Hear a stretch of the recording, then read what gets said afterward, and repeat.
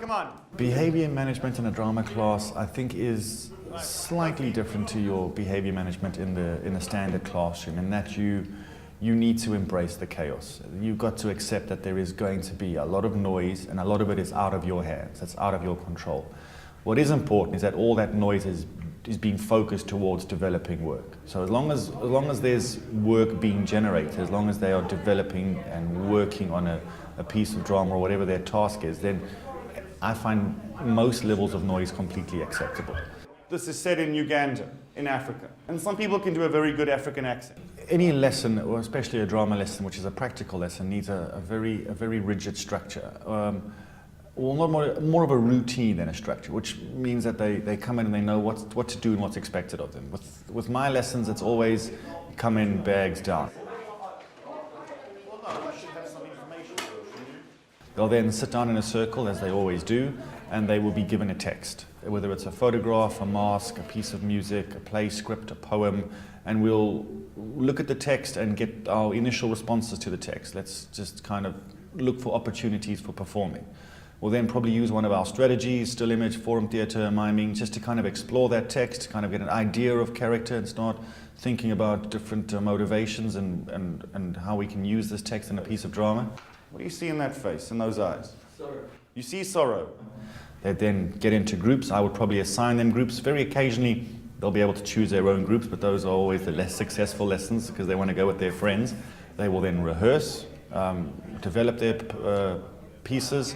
They will then perform them. I do like to perform every single lesson. I think it's important in a drama lesson that that's a performance subject, that there's always a sense of showing and an audience appreciating, and after performing we'll evaluate. So it's a very standard lesson. It's text, response, develop, perform, evaluate. And once they've got used to that routine, very seldomly do we have a problem because they know exactly what to expect. He's not your father. He's the only father we know. Don't insult him. Mother would be ashamed. The last lesson we started working on the loss of childhood, based on a play script 2 of my Year 11 students wrote a few years ago. It's a very tough play. It's a 5-character play, and it looks at how the LRA, the Lord's Resistance Army in Uganda, led by Joseph Kony, is stealing away childhood from children by kidnapping them and making them as part of his army. I know it's a script, but it's not fixed in stone. I mean, make changes as much as you want, but let's try and get a flavor for the characters, yeah? It is a tough script, and there are a lot of difficult emotions. I mean, emotions that these kids haven't ever felt, hopefully, and so they need to find some way of accessing them. Stop wasting my time. Beautiful, beautiful girl. Beautiful. My wife. I'm begging you, please. I want you to. Please. But I do find the challenging, controversial, little bit risky texts are the ones that generate the best lessons. That's when there is a slight sense of danger, and I think that's what invigorates them. It makes them feel not necessarily adult, but it's almost like they're learning through their drama. They're experiencing things that they couldn't experience or wouldn't want to experience, but it's a chance for them to role play it in a safe environment, and they can empathize. You've got to make your audience feel quite uncomfortable, because it's a very uncomfortable moment. The only way you're going to do that is if you commit to that 100%. The lessons where you have your behavior management problems are the lessons where it's quite safe, it's quite boring, we're all playing school kids, there's the shopkeeper, and this is all very dull. Then you have people trying to make more of it and getting quite silly. Joel, who are you? Who are you? Mama Confesses is a very difficult scene. Over the years, I've really got to know these kids, and I think once they've got to know you and they know how you work, and you got to know them and you know how they work, you really come to an understanding. And it's not always a verbal understanding, but I think it's definitely a very clear understanding. The important thing, I think, is to treat all those relationships not as a single, but as individuals. So some of the kids, they will get away with a lot more. I've got the head boy and the head girl in this class, and they get away with very little. Should we change over, guys? This is quite serious. No, sorry. Sure? Others who are known around the school to be behavior problems, I don't have a major issue with them in drama because I think they enjoy the subject, but you can't keep them on such a tight leash, because then you're just going to have confrontations every lesson. So a lot of it is tactically ignored. I think if that's not going to seriously impact the rest of the class, it's annoying me.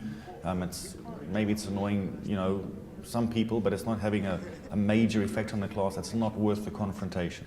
It's like a very fluid, ongoing relationship. But that's the relationship that you have with the pupils that keeps them in control. It's not the shouting or the school's behavior policy. It's not the detentions. It's not the threatening. It's just that kind of relationship you build with your students. That's what keeps them in line. We can't just do it. Okay.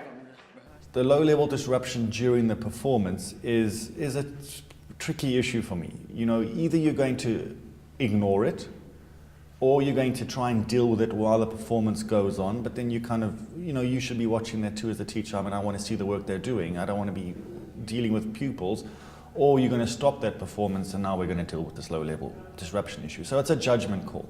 The kids, they need to have a very clear boundary, and they will always tiptoe right to that very edge. You look at them, they know, okay, I'm right here at the edge. Take another step and, you know, we're going to have to deal with it. And sometimes they do, so we stop it. We've got a behavior management policy in the school. You've got the hotspot rota. We'll go and get a senior member of staff if you have to come outside. But you know, sometimes you have to do that.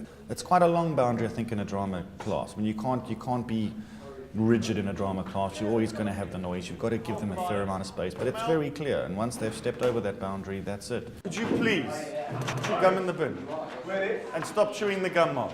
It just ruins your character, you know. Anything to do with God. We've been stolen away from our home, taken to hell. The prop room at the back is kind of open door for the kids. It's not that well stocked, it's not brilliantly funded, and they all kind of know what they're going to find in there. The walking stick is a big favorite. Very often it is a walking stick, but a lot of the time it turns into a gun. So the walking sticks and the machetes and the cardboard weapons, they do often come out. If I see there's any kind of nonsense, you'd probably want to make, you nip that in the bud straight away, but I've never seen anyone kind of use the walking stick in any way except as a drama prop. It's her or you.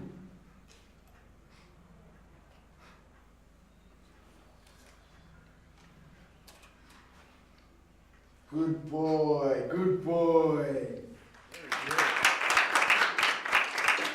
Did anybody see a script? If it's been very, very practical, if they've really enjoyed the work and they've all kind of felt they've contributed and created something, they are really energized and they come kind of bouncing into the classroom.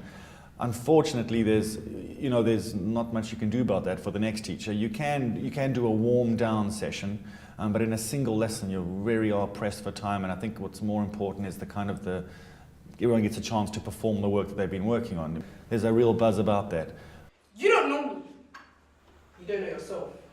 I am Joseph Suits Elijah Conley.